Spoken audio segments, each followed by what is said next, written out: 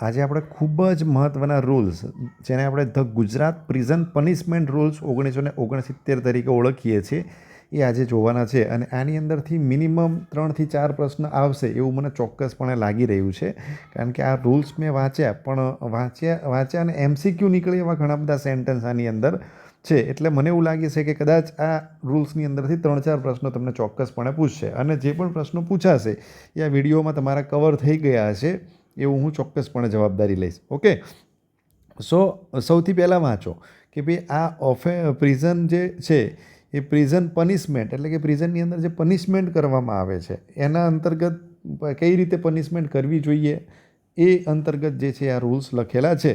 તો આ રૂલ્સ ક્યાંથી બનેલા છે? તો એ આપણે ધ પ્રિઝન એક્ટ છે આપણો 1894, એની અંદર સેક્શન 46ના સબસેક્શન 6, 7, 8 અને 10 અને સેક્શન 59 છે એના સબસેક્શન, એના જે કહેવાય ને એના ક્લોઝ છે 3, 4 અને 26, બરાબર.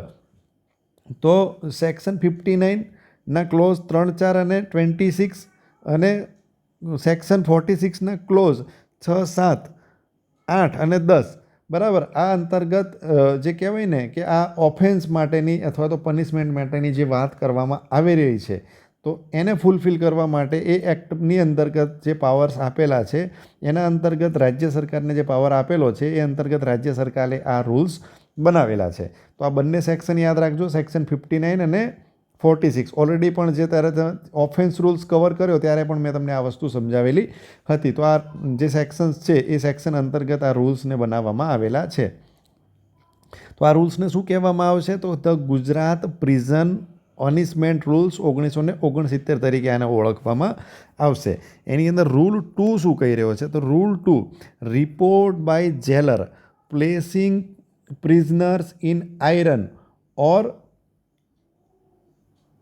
Under mechanical restraint. ઓકે, થોડીક પ્રિન્ટ ખરાબ છે, આ અંડર છે, UNDER. Okay, under mechanical રિસ્ટ્રેન્ટ.